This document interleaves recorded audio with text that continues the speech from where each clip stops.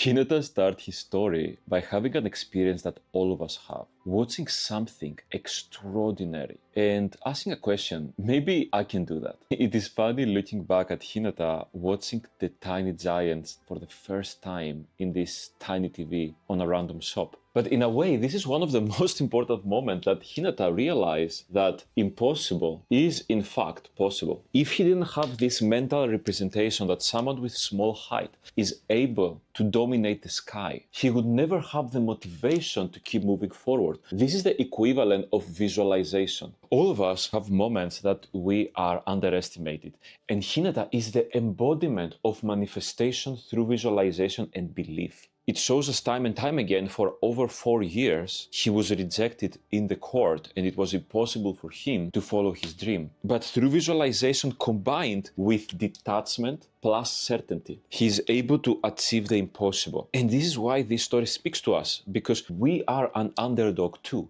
and we are trying to achieve the impossible. My name is Milo, and I love breaking down characters to understand what is the foundational elements that speak to our heart and what it teaches us about living life and having the right mental game to do anything we want. This is the day 4 on a part of a series. You can find the rest in the description after this video. Please like and subscribe this video if this makes sense for you, because the algorithm is brutal. Why do we like Hinata? Because he speaks to a deeper level of grit. Grit/perseverance is the common theme. He doesn't have anyone on his high school team to play volleyball with, but despite that, he doesn't care and he's trying to create his own team no matter what. You see him having this delusion that everything is possible, and this comes through visualization of what he saw back then, that even a short player is able to fly through the sky. So a big part of his grit comes out of delusion, and this is a very important part for the law of manifestation. This is the foundation of the character, but we will come back in a second. You have to see now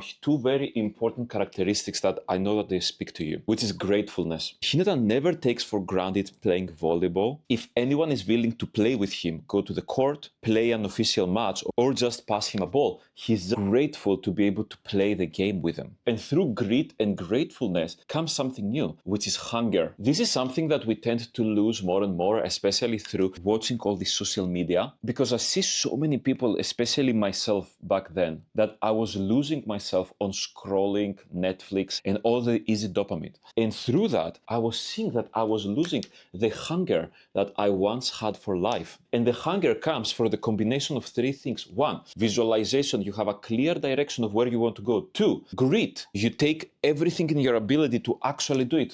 And then 3, gratefulness, and you are actually grateful to be able to master your craft and be able to move towards the direction you want to move. Does this make sense? I don't want you to just believe me. If something don't make sense, throw it away. I want you to go back to your memories and connect the patterns and see if this makes sense for your life. You see very quickly on the story that Hinata comes together and pairs with the biggest rival, Hakayama. This is a very interesting game that they are playing there, because we see again and again that having the right rival, not on a toxic level, but on a growth type level, it can have massive effect in your life. But again, we will talk about that in a different video. Here, I want to focus on the foundation of this. I want us to fast forward and see that Hinata was able to build the first weapon. This weapon being the minus tempo quick. Something interesting happens, which is that he loses to Alba Josai. The moment that he loses, we see a very interesting arc that is close to our lives, which is that we have to change our approach. This is a very important moment, because when we lose, when we finally comes to grips that we are not as good as we want to be, or we are set to be, first choice is to give up and let go of the dream. And this is what a lot of us do. When we saw that this visualization doesn't actually apply with our real life, and even though we want to be great, we can't because we lost. But there is also another approach, which is self-reflection. We see Hinata that he understands his weakness.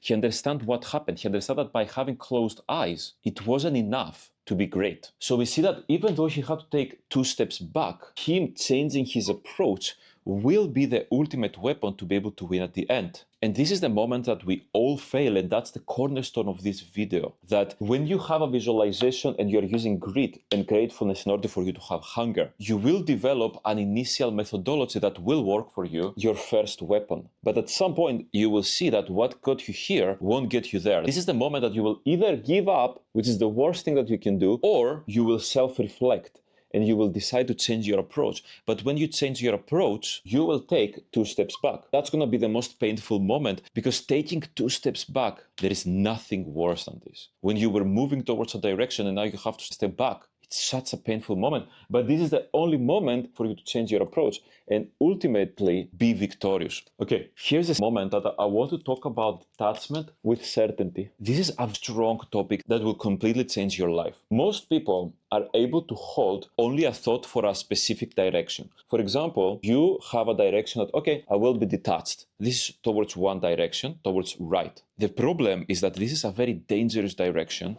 that will completely fuck you up. Because if you are completely detached, it means that you don't give a fuck, you don't care about anything, you don't have grit, you don't have greatness, you don't have hunger. But at the same time, being detached is so special. Because as you can see, Hinata, he was detached about his self-image, and he was fairly detached about the game-to-game results. Even though he's very young, he was able to pair that in his head with something else. On the one hand, he had detachment. On the other hand, towards the left direction, he was able to have long-term certainty. This is 2 competing views that most people are not able to have at the same time. Hinata was able to have these 2 competing views, which is that he's on the one hand detached from himself, from his significance, and the only thing that he cares is about growth. While at the same time, he's certain about his direction, and he knows that he will be a top player at the end. There is no discussion if he will be like the tiny giant. In a game like volleyball, that height is everything.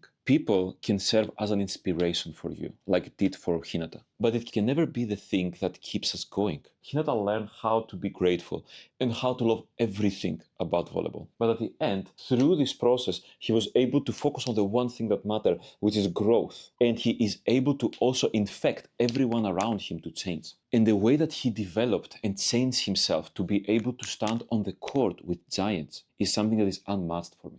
Thank you for watching until the end. This means so much for me. So if this makes sense for you, like and subscribe this video, because it's such a pain, this algorithm. Also, this is a part of a series. If you like this video, you will definitely love these videos right here, that we analyze different anime characters and we understand what makes them great and how you can use that in your life. That's it. Thank you for your time. See you in the next one.